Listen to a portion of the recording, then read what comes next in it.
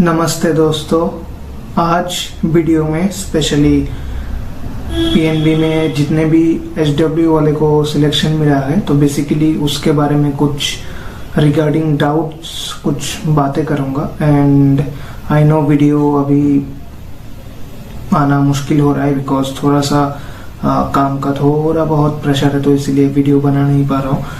तो आज का वीडियो बेसिकली आपका जो अभी नेक्स्ट मंथ पे न्यू कैंडिडेट्स का डीवी होगा एंड देन ज्वाइनिंग होगा एंड देन मेडिकल ऑल्सो, तो उसके रिगार्डिंग उससे पहले कुछ डाउट्स क्लियर करूंगा, इसीलिए मैं बेसिकली ये वीडियो बनाने जा रहा हूँ। सो वीडियो ध्यान से सुनिएगा, आपके लिए बहुत ही हेल्पफुल होगा, not only for the HW as well as for the जितने भी मैनेजमेंट ट्रेनिंग ज्वाइन करेंगे पीएनबी में या फिर अदर बैंक में भी, उनके लिए भी फ्रूटफुल होगा।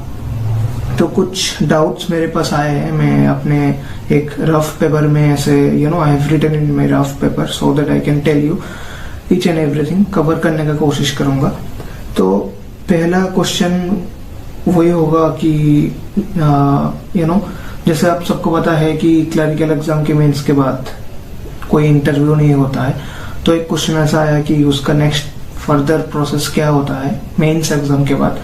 तो मेंस एग्जाम के बाद कोई इंटरव्यू नहीं होता है, specially when it comes to IBPS clerk या फिर एसबीआई जूनियर एसोसिएट या फिर आपका आरआरबी का असिस्टेंट हो गया, तो मेंस के बाद सीधा आपका सिलेक्शन ही होता है, कोई इंटरव्यू नहीं होता है। लेकिन when it comes to PO exam then आपका इंटरव्यू होता है।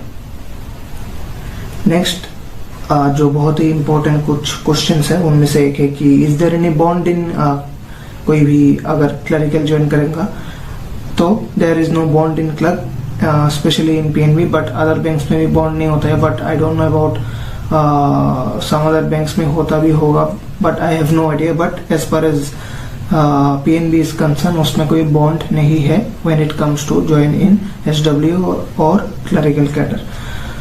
तो नेक्स्ट क्वेश्चन है what is the process of clerk to become officer in PNB. तो देखिए, चाहे वो पीएनबी हो या फिर अदर बैंक्स का भी हो, आपको मिनिमम एलिजिबिलिटी रहता है, जिसमें से अगर आप बीटेक है and then if you are in under any kind of category and if you clear the जैब के एग्जाम, तो मेरे ख्याल से 2 से 3 साल में हो जाता है। इवन इन पीएनबी में भी 2 साल में आप एलिजिबल होते हो, बट स्टिल प्रोसेस टाइम लगता है, तो 3 साल तो मिनिमम लगता ही है आपको क्लरिकल से ऑफिसर होने में। But this is the eligibility, then next further process भी रहता है।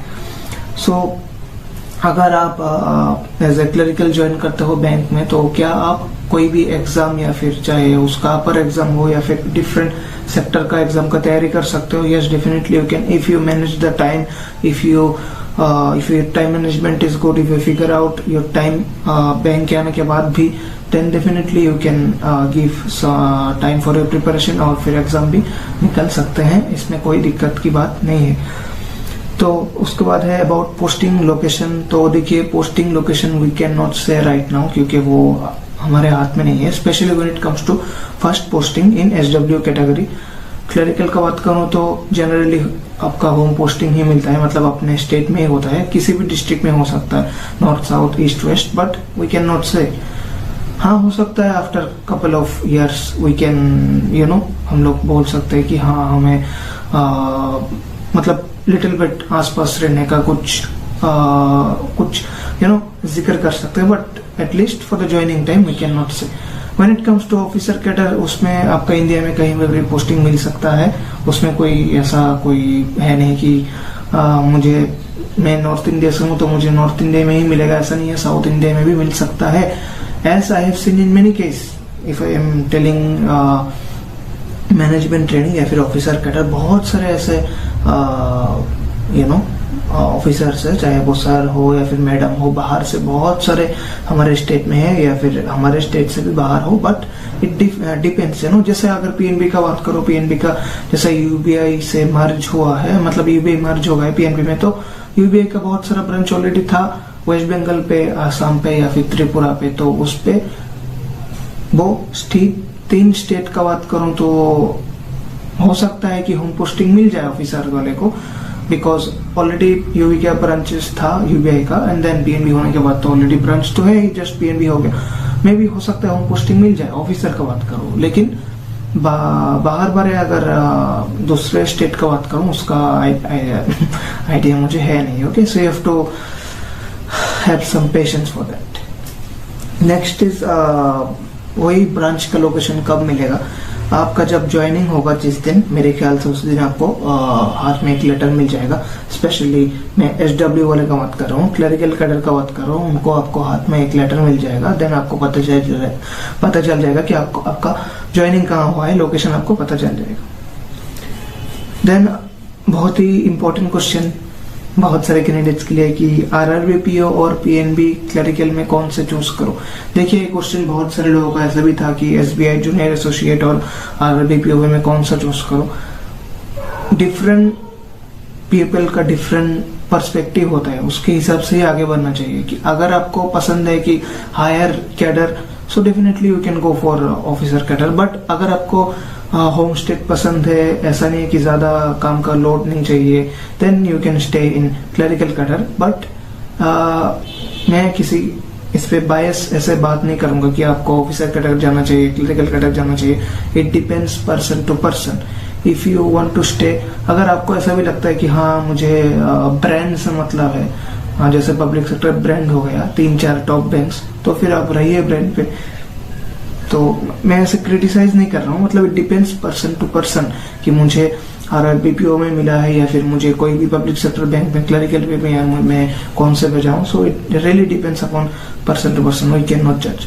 वन मोर इम्पोर्टेंट क्वेश्चन कि मुझे किसी भी पब्लिक सेक्टर बैंक में ऑफिसर कैडर मिला है एंड एसबीआई या फिर पीएनबी पे क्लरिकल कैडर मिला है, तो मैं किस पे ज्वाइन करूँ। अगेन सेम क्वेश्चन, अगर आप सोचेंगे कि जिस there is something called too big to fail, अगर इसके कैडर में जाना चाहते हैं तो there are some kind of banks 3 to 4 top cadre में, तो अगर उस पे आप क्लरिकल में भी रह सकते हो तो यू कैन स्टे, कोई बात नहीं, प्रमोशन तो मिल ही जाएगा if you want, otherwise you are all right. और अगर आपको हायर ऑथर में जाना है, लाइक मुझे पहले से ही ऑफिसर ज्वाइन करना है, सैलरी भी ज्यादा है, then you can go for PO or management training. It depends upon person to person again.